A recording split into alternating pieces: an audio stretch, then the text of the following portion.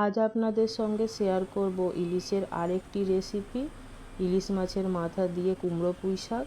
চলুন রান্নাটা স্টার্ট করি। এটা কম মশলা দিয়ে আমি বানাবো, আপনারা রান্নাটা দেখুন। এখানে গ্যাস জ্বেলে নিলাম, কিছুটা সর্ষের তেল দেবো।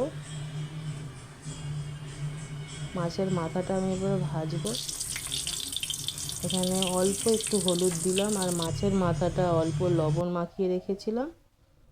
একটা মাছের মাথা দিয়ে আমি বানাচ্ছি, বড় ইলিশ মাছের মাথা, এটা 1.5 কেজি সাইজের ইলিশ ছিল। মাথাটা ভাজা হয়ে গেছে। এরপরে একটা খুন্তির সাহায্যে আমি এটা একটু ভেঙে দেবো মাছের মাথাটাকে। দেখুন মাছের মাথাটা ভেঙে নিয়েছি। এরপরে মাছের মাথা ভাজা হয়ে গেছে, একটা প্লেটে আমি তুলে নিচ্ছি। এবার ওই তেলেই একটা আমি শুকনো লঙ্কা, একটা তেজপাতা, 1 চামচ 5 ফোড়ন দেবো, আর দেবো একটা পেঁয়াজ কুচিয়ে রেখেছিলাম ওটা। এরপরে দেবো একটা আলু আমি কেটে রেখেছিলাম, সেই আলুটা দিয়ে দিলাম, ছোটো ছোটো করে চৌকো করে কেটে রেখেছিলাম। দিয়ে অল্প ঢাকা দিয়ে একটু লাল করে ভেজে নেব।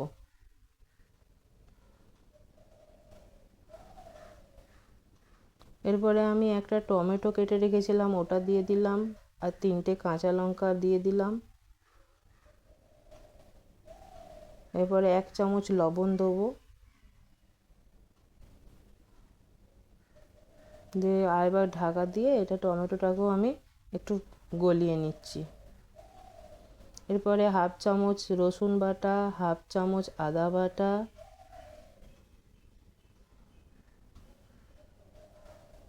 এখানে আমি 1/2 চামচ দিলাম জিরে গুঁড়ো, 1/2 চামচ ধনে গুঁড়ো,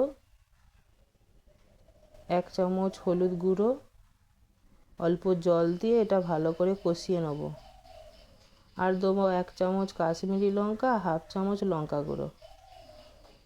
দেখুন আমার ভালোভাবে কষানো হয়ে গেছে। আমি এরপরে কেটে রাখা কুমড়ো আর ডাঁটাগুলো দিয়ে দিচ্ছি, পুঁই শাকের ডাঁটাগুলো, কারণ এগুলো একটু সেদ্ধ হতে টাইম লাগে।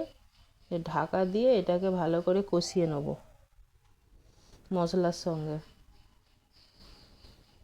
দেখুন ঢাকা দিয়ে কষানো প্রায় হয়ে গেছে।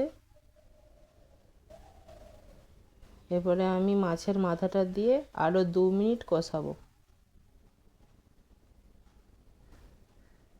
ঢাকা দিয়ে দিলাম, আরও 2 মিনিট আমি কষিয়ে নিচ্ছি। দেখুন 2 মিনিট পরে আমি দেখাচ্ছি। দেখুন এরকম হালকা করে কষিয়ে কষিয়ে এটাকে রান্না করতে হবে। এরপরে আমি পুঁই শাকটা দিয়ে দিলাম। পুঁই শাকটা দিয়ে একটু ঢাকা দিয়ে দেবো যাতে পুঁই শাকটা নরম হয়ে যায়। 1 মিনিট ঢাকা দিয়ে দিয়েছিলাম। দেখুন ঢাকা খুলেছি, খুলে এরপরে এটাকেও কষিয়ে নেবো ভালো করে। এই রান্নাটা একটু ধৈর্য সহকারে করতে হয়, কিন্তু কম মশলা কম তেল মশলা দিয়ে বানানো হয়, আর খেতেতে অসাধারণ লাগে। আপনারা অবশ্যই একবার বাড়িতে বানিয়ে দেখবেন। দেখুন আমার কষানো হয়ে গেছে। আমি এরপরে অল্প জল দিলাম, মানে একদম এটা ড্রাই হয়ে যায় একটু জল না দিয়ে ফুটালে। আরও 3 মিনিট আমি ফুটিয়ে নিচ্ছি। দেখুন আমার প্রায় রেডি হয়ে গেছে, এটা হয়ে গেছে একদম, রান্নাটা রেডি। দেখুন কুমড়ো আলু সবই সেদ্ধ হয়ে গেছে।